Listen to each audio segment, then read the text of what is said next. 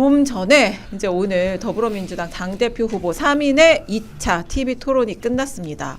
1차 토론은 사실 네. 좀 점잖다, 어허. 좀 밋밋한 걸 이랬는데 2차 토론에서는 이게 와 언제 어디서 뭐가 터질지 모르는, 그리고 첫 번째 예를 들어 신천지 의혹 나왔다고 끝까지 안 나오려면 법이 없다. 그래서 한 번 문 건 놓지 않는다. 이런 결기를 갖고 새 후보가 붙었어요. 그래서 그중에 어쨌든 1차 토론에서 왜 신천지 의혹이 안 나왔을까 했는데 신천지 의혹이 나왔거든요. 드디어. 저희가 방송 직전이고 또 이게 지상파 저작권이 있는 영상에 저작권이 있습니다. K인데? 쓸 수가 없어요. 텔레민주. 텔레민주는 이제 당에서 공동 주최 아마 하는 형식일 거예요. 지상파끼리는 괜찮을 텐데 저희는 쓰기가 어려워가지고 어쨌든 제가 이제 KBS 개혁해야 되네요. 말로 소개를 좀 해드릴게요. 수신료도 내고 있는데 다시. 수신료. 나 당비 내고 있는데 텔레민주에서 갖다 쓰면 되지. 어쨌든 이제 신천지 가지고 이제 더 물러섬이 없었어요. 네. 정청래 후보도 물러섬이 없고 김민석 후보도 물러섬이 없었습니다. 네. 아니 김민석 후보가 과거에 지금 팀 정청래란 표현 안 했지만 네. 그 정청래 후보하고 가까운 최민희 의원도 종교단체의 경선 개입 우려를 경선 개입을 우려해서 법안도 발의했고 김어준, 박시영 씨도 경고를 한 적이 있고 이 신천지 문제 제기한 게 그렇게 죽을 죄냐? 경선 개입 의혹 제기가 어디 보고받고 해야 될 일이냐?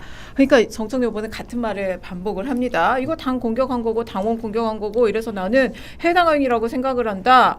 그러니까 이제 김민석 후보가 아니 지금 이거 불날 것 같아요. 이렇게 경고했다고 내가 방화범이냐 그랬다고 저를 징계하시겠다고요.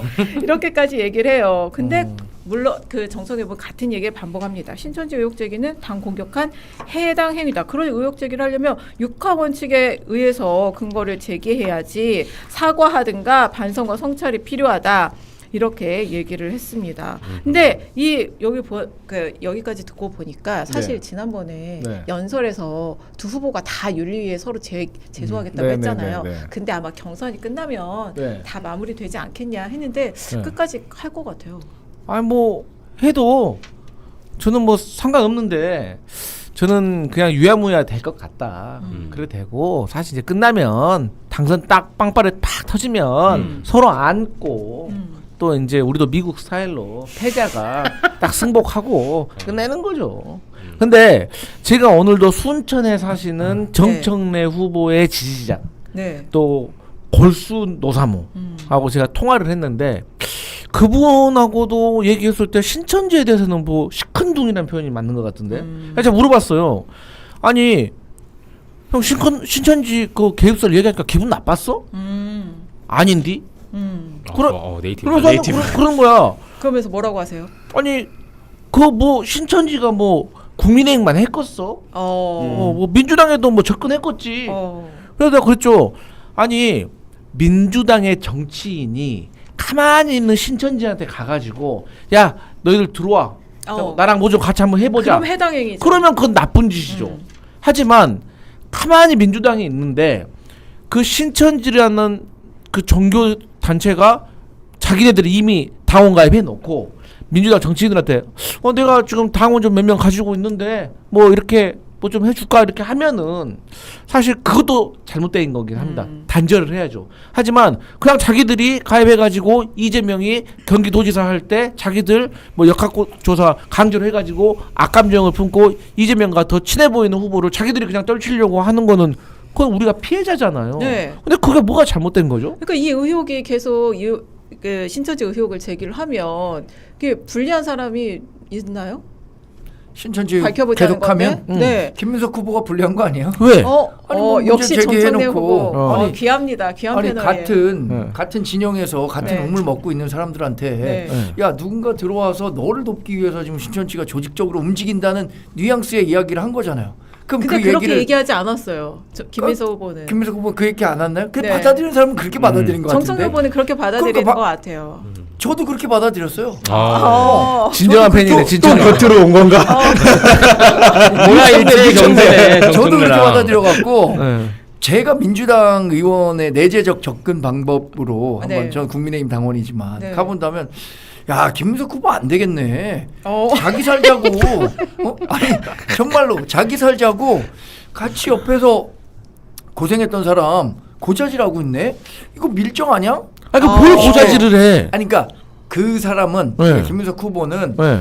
이거 경고 차원에서 했다 이렇게 순수한 의도에서 얘기했다고 하는데 그거를 특정 후보가 신천지와 연관이 있고 그 신천지에서 들어온 사람들이 그 후보를 돕는 것처럼 그렇게 받아들였다니까요.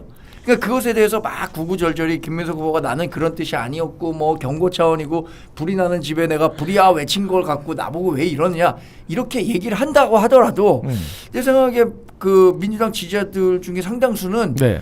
김민석이 자기 살겠다고 그 자기 이번 선거에서 이기겠다고 저런 얘기까지 갖고 오는구나 이렇게 생각해서 좀 실망했을 것 같은데. 근데 만약에 저는 합수분 발표가 없었다고 한다면 정청래 후보 측의 좀 요구, 그러니까 구체적으로 얘기해라 이게 좀 더 와닿았을 것 같은데 합수분 발표에서 이미 일부 있었다라는 것이 나왔기 때문에 이건 알람을 되게 잘했다. 계속 기사가 나오고 있죠. 알람 정도로 괜찮았다라고 평가가 될 수 있을 것 같고 실제로 제가 그거 딱 기사가 나오고 YTN에 이제 보수 쪽 패널이 최진영 변호사님이랑 이렇게 대담하는 프로그램에 딱 갔더니 바로 우리만 들어온 게 아니었네. 우리 그렇게 특검으로 공격할 때 뭐 이런 얘기가 저희가 바로 거기에 반격할 수 있었던 게 그래서 김민석 전 총리와 후보가 미리 경고하지 않았냐. 우린 국힘이랑 다르게 미리 내부에서 알람을 할 수 있었다. 네. 자정 노력이 있는 것과 아우팅 당한 건 다르지 않느냐라고 방어를 할 수 있었거든요. 네. 그러니까 근데 저 조금만 그 얘기 하자면 김민석 후보가 진짜 그걸 갖고 신천지 개입설을 얘기한 거예요?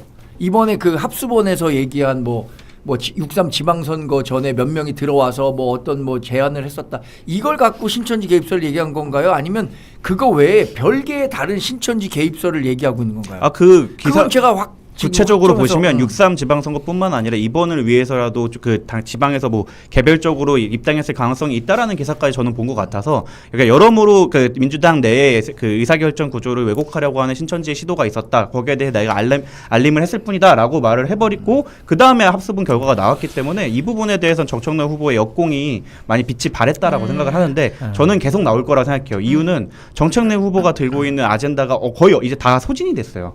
그런 상황에서 지금 할 수 있는 거는 판을 흐트러뜨리는 거. 신천지 의혹 이거 하나만밖에 안 남았기 때문에 계속 나올 겁니다. 사실 그 전체적인 맥락을 보면 왜 신천지가 이렇게 불거졌는지 모르겠는데 초반에 김민석 후보의 그냥 기자로 봤을 때 전략은 이 당원의 순도를 높여야 된다. 이런 생각이 있었던 것 같아요. 왜냐하면 이중당적 문제와 같이 제기를 했잖아요. 근데 신천지도 집단 가입했다는 의혹이 이 당에 계속 있었다. 지난 대선 후보 경선에서도 그런 의혹이 있었고 그렇다면 이거 걸러내야 되지 않나? 이제 그런데 이제 그 중에서 신천지를 이제 정청래 후보 쪽에서 이거 우리랑 지금 신천지가 의도적으로 우리를 밀고 있다는 주장을 하는 거야라고 해석을 하면서 계속 공방이 오고 가고 있는 것 같아요. 저 무당파 이제 레프리로 들어와서 VAR 좀 보겠습니다. 이게 그 전략적으로는 신천지 얘기를 하는 게 김민석 후보에게 유리하지는 않을 거라고 생각합니다. 이게 득실을 따졌을 때는 실이었을 수는 있는데요. 어쨌든 경고 사격을 해서 만에 하나 변수들을 좀 소거하는 그 전략이었다고 생각해요. 워낙 중요한 선거라고 본인도 생각하고 특히 저쪽에서 사활을 걸고 모든 걸 시도할 거라고 생각하기 때문에 이제 그런 식의 경고를 저는 할 수 있었다고 보고 뭐 정청래 우리 친청기 입장에서는 더 근거대라고 할 수도 있다고 생각합니다. 그러면 이제 합수본 그 결과도 나왔으면 요쯤 하고 넘어가면 됩니다. 이제 끝나고. 근데 이거를 가지고 또 우려가지고 사골탕을 계속 하는 겁니다. 아까 정구성 변호사 말씀대로 이제 아이템이 다 소진이 됐어요. 오늘도 보니까 뭐 자꾸 의리 타령하고 김보성 씨를 당대표로 모셔요. 그냥 이럴 거면. 의리 타령하지 배신자 이것도 계속 나온 겁니다. 후단협 얘기. 그러니까 계속 똑같은 것만 우려먹으시다가 신천지도 나온 거다. 그렇게 생각합니다.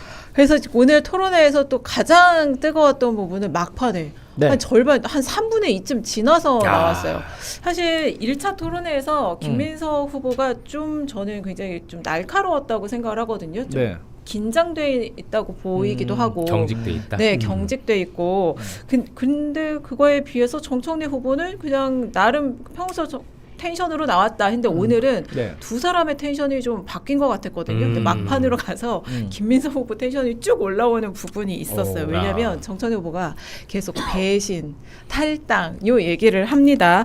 그러면서 이제 지방선거 대목에서 당정청 조율을 거쳐서 지방선거 큰 승리라는 표현을 했었잖아요. 당시 정청래 대표가. 근데 이거 당정청 조율을 거쳐서 한 얘기라고 지난 토론회에서 얘기를 했는데 아니 그걸 이제 김민석 후보가 얘기를 합니다. 아니 대통령이 며칠 있다가 나도 표정 관리가 안 됐다. 승리라고 규정하기 어렵다고 했는데 아무리 이 자리에 대통령이 안 계신다고 그렇게 하느냐. 그리고 내가 뭐 이런 표현을 써서 막 비속어라고 했는데 전 사투리인 것 같아요. 네, 얘기를 들어보니까 강성필 부대변인 네이티브 있습니다 우리. 네. 그래서 이런 표현을 써서 죄송합니다만 둘러먹을 걸 둘러먹어야지 어떻게 그렇게 얘기하십니까? 그렇죠. 언성을 높입니다. 그러니까 정성희 후보가 놀란 것 같아요. 헛기침을 갑자기 하더라고요. 그러면서 배신, 의리 그런 거 말만 하면 되는 줄 아느냐. 대통령이 안 계시다고 아무 말이나 하면 다 되냐. 승리라고 규정했다고 누구랑 조율했냐. 조율 안 하지 않았냐. 그렇게 얘기를 합니다. 근데 무슨 당정청이 승리했냐 안 했냐를 뭐 조율할 필요도 없다고 저는 생각을 해요. 네. 그냥 우리가 아는 거예요. 단적인 얘기가 아니 우리 민주당이 압승을 했다면 저 국민의힘에 장동혁이 대표하고 있겠습니까? 네. 그렇잖아요. 아 본인들이 막 이겼다고 하잖아요. 막 내용상으로. 그러니까 지금 막 안 물러나고 있잖아요. 맞죠, 친천계? 네. 정확하죠 지금. 그 딜레마에 빠져내네. 왜냐면 저도 이번 선거 결과를 두고 네. 참 복잡 미묘한 왜냐면 이겼다며. 2대4라는 스코어를 놓고 봤을 때 네. 야 이건 우리가 진 건데 근데 또 민주당에서 본인들이 막 의기소침해갖고 이거 졌다고 하니까 우리가 이긴 건가? 우리 당대표 지키고 있는 거 보니까 우리가 이긴 건가 보네. 내용을 봐야죠. 지금 오세훈 시장 그러니까 당선되고 저는 당연히- 한동훈 의원 당선되고 부산 북구 이겼잖아요. 유인호 의원 당선되고 야 살살해라 살살해. 그 너희들 의리 없이. 왜 그래? 지방선거는 네. 사실 우리가 이겼다고 할 수 없는 거 아닌가요? 저는 사실 그렇게 생각하는데 선방했다. 졌다 두 글자면 됩니다. 그럼 민주당이 이겼네. 내용 그러니까 압승을 못했다고. 압승을 못했다고. 그러니까 저는 무슨 상황이야 이게? 그러니까 이런 거예요. 제가 자주 하는 말인데 숫자는 이겼죠. 그냥 사실관계. 하지만 지방선거에 꽂힌 서울시장에서 졌잖아요. 그런데 장동혁 대표도 뭐라고 했습니까? 서울하고 부산에서 이기면 안 물러난다 그랬잖아요. 근데 우리가 서울에서 졌잖아요. 그러면 우리가 완벽한 승리. 그래서 우리 당내에서 뭐라고 표현을 했냐?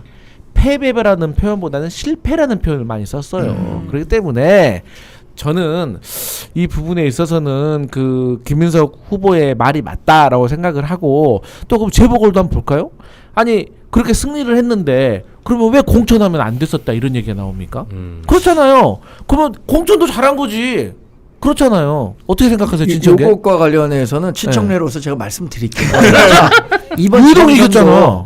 여러분 지방선거 할 때 당대표 뽑습니까? 아니면 뭐 그 당시 대통령 뽑습니까? 민주당. 저는 여기서 정청래 대표를 분리한다. 정청래 대표 보고 뭐 저 그 서울시장 뽑아야겠다 뭐 누구 뽑아야겠다 이렇게 생각할 것 같지 않아요.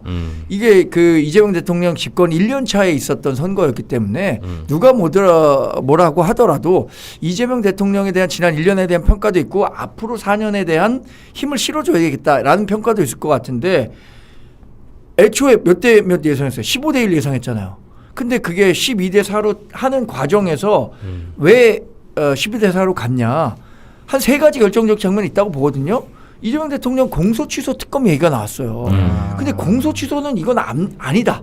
중도 진영에 있는 사람이 이건 진짜 아니다라고 봤고 부동산 시장 정책과 관련해서 자꾸만 뭐 이제 실패한 정책을 자꾸 얘기하니까 이거 되면 서울에서 보유세 엄청나게 늘겠네라는 불안감이 조성됐고 세 번째로는 우리 보수 진영에서 굉장히 금과 옥조를 생각하는 자유의 가치 뭐 이런 것들에 대해서 억압하려고 한다. 뭐 커피 한 잔의 자유, 표현의 자유 이런 것들을 억압하려고 하는 메시지들을 이재명 대통령 스스로 냈기 때문에 이거 이대로 되면 안 될 것 같은데 제가 이 말은 진짜 안 드리려고 했는데 책임론에 대해서 정청래 민주당 대표의 책임이 과연 이번 지방선거에서 민주당이 졌다고 한다면 몇 퍼센트냐 이건 생각해 볼. 아니 제가 이 말 진짜 안 드리려고 했는데 진짜 우리 정광재 대표님 뭐라고 변명하실지 마음의 준비 단단히 하고 들으세요. 할게요.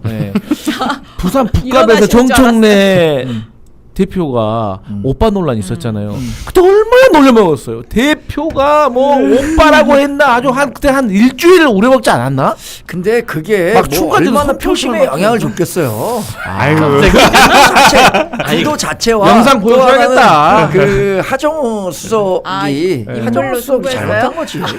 여러 가지가 있을 것 같아요. 대통령 사진 쓰지 말라부터 시작해갖고 그 당시 대통령 6월 그 선거 당시의 대통령 지지율은 지금이랑 달라요. 그러니까 시점은 그랬죠. 혼동하면 안 되는 게 지금은 대통령 지지율이 조금 내려온 편이지만 당시 대통령 지지율은 꽤 높았던 상황이었는데 그 지지율을 그대로 받아오지 못했다는 것은 사실 대통령 지지율로 치르면 승리할 수 있었던 선거임에도 불구하고 사진을 쓰지 마라. 그리고 강경파들이 계속 나섰죠.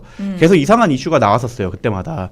그리고 마지막으로 공천에 대한 잡음도 엄청 많았고 말씀하신 대로 오빠 논란이나 아니면 지방 갈 때마다 이제 문제가 일어났고 결국 본인 당대표 선거를 위해서 호남 위주로 돈 게 아니라는 의심까지 있었기 때문에 그 부분에 대해서는 그 실패에 전 당대표의 지분이 없다고는 할 수가 없죠. 네. 근데 이게 뭐 당대표 보고 뽑은 거 지방선거 진 거 아니다 이렇게 얘기하셨는데 친천계 오늘 활약이 대단하십니다.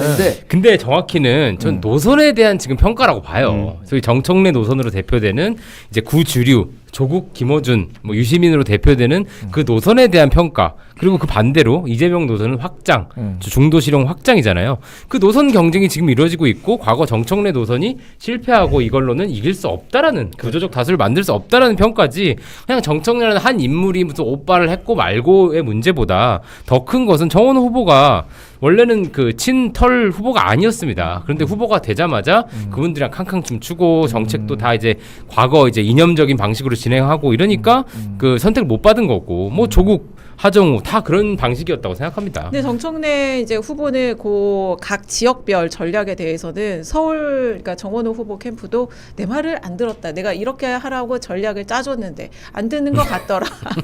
그런 식으로 얘기를 했죠. 그럼 반대로 얘기하면 당대표의 그립감이 떨어지는 거죠. 정청래로 또 다시 낙이 지켜가지고 좋아. 욕바지가 되고 근데 있는데 좋아할 것 같아요. 지금 지금 정당성을 주는 그러나 지금 발언이야. 제가 여러분들에게 그 희망이 되는 메시지를 전달해 드릴게요. 좋아요. 저는 다소 도전적으로 예상하는데 김민석 후보가 1위 후보로도 과반을 기록할 가능성이 크다고 봐요. 그러니까 여러분 내가 지금 평론하는 거에 대해서 일희일비하지 마시고 롤을 맡기신 거죠. 결과가 김민석 후보가 벌써 1도 안 흔들렸어요. 아니 지금 댓글도 우리가 옳구나 할 거예요. 그러니까 승리는 김민석 몫이다 이렇게 생각하면 되니까 제가 이렇게 다소 정청래 후보를 듣는 얘기를 한다고 하더라도 너무 귀해요. 마음 편하게 보십시오. 마음 편하게. 근데 이런 입장이 있어야 거기에 대해 반론을 하면서 우리가 날카로워질 수 있는 거예요. 그럼요. 저도 장도혁보다 한동훈을 지지합니다. 그리고 오늘 이제 배신 얘기를 정청래 후보가 이제 키워드로 이제 노무현 전 대통령 배신 요걸 잡은 것 같아요. 그래서 요즘에 선거 전략이 정청래 후보의 선거 전략은 한 하루 이틀 사이에 확 정해지고 딱 몰아붙이고 이러잖아요. 근데 이제 오늘은 계속 배신 얘기를 합니다. 2002년에 노무현 대통령 배신하고 그러니까 노무현 배신하고 정몽준에게 날아가지 않았냐. 이제 김민석 후보 한 번 배신한 사람이 이미 또 배신한다. 과거에 또 이재명 대통령이 당대표일 때 공격하지 않았냐. 그래서 나는 그때도 병이 또 도졌나 했다. 그러니까 여기서 이제 그래 나 대표 시절에 김민석 후보가 대표 시절에 이재명 대표 비판했다. 근데 그거 대표였던 이재명 대통령이 다 수긍을 하고 나 선거 때 기용하지 않았냐. 그러면서 정청래 후보 당신은 지난 선거 때 불교계 그 문화재 관람료 불교에 건드려서 야 이거 선거에 하니까 당내에서 탈당하라는 여론이 좀 있었잖아요. 근데 안 하고 버티지 않았냐? 그게 의리 있는 거냐? 어떤 게 의리냐? 그러면서 이제 당정청 조율 얘기로 도대체 그때 조율 안 하지 않았니 하면서 쭉 올라가서 둘러먹을 걸 둘러먹어야지 이 얘기까지 간 겁니다. 그러니까 이제 정치를 오래 하잖아요. 그러면은 제가 아는 거의 대부분의 정치인들은 오래 하면은 다 논리적 모순에 빠질 수밖에 없어요. 사람이기 때문에 또 정치는 무리를 지어서 하는 것이기 때문에 항상 언제나 옳은 길을 선택할 수가 없어요. 그래서 파면을 하면은 손해예요.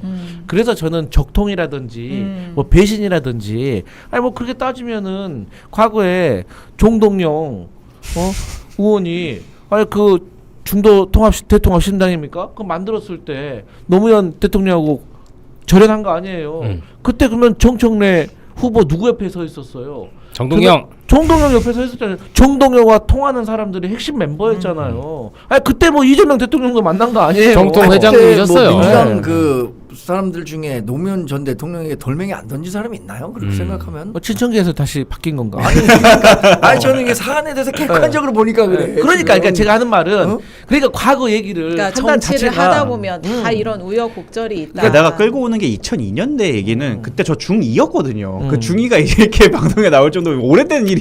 그리고 염치라는 거는 그때 같이 성찰할 일이 있으면 그렇지. 거기에 대해서 서로 공격하지 않는 네. 거죠. 맞아요. 그 나도 진영의 또 성찰하고 문제잖아요. 너도 성찰하고 나도 성찰하고 네. 그 최근에 오늘 방송 보다가 들었는데 네. 당시 노무현 대통령 서거하고 네. 그 빈소에 현직 의원들이 다 쫓겨났다는 거 아닙니까? 네. 뭐 정청래 의원도 다 그랬을 거 그랬지. 아닙니까? 그러니까 그런 상황에서 모두가 성찰해야 될 과거를 상대 공격을 위해 쓰고 있는 겁니다. 그리고 오히려 지금 그 노무현 전 대통령이 겪었던 일을 본인이 오히려 하고 있는 게 아닌가라는 비판을 많이 받잖아요. 대통령을 어떻게 보면 대통령을 위한다라고 하지만 사실 대통령이 추진하려고 했던 국정과제에 대한 법안 통과가 안 되고 있고 거기에 대해서 사실상 대통령을 뭐 그러니까 대립각을 세우는 당대표로서 사사건건 방해를 해왔으면서 그러면서 계속 노무현 대통령을 파는 것 자체가 사실 정말 보기가 안 좋죠. 그리고 지금 뭐 다음 주제로도 있겠지만 노사모 이야기가 계속 나오는 것 같은데 그 진짜 노사모 출신 분들이 그 부분에 대해서는 오히려 화를 내서 역풍이 불지 않을까. 저는 그 부분이.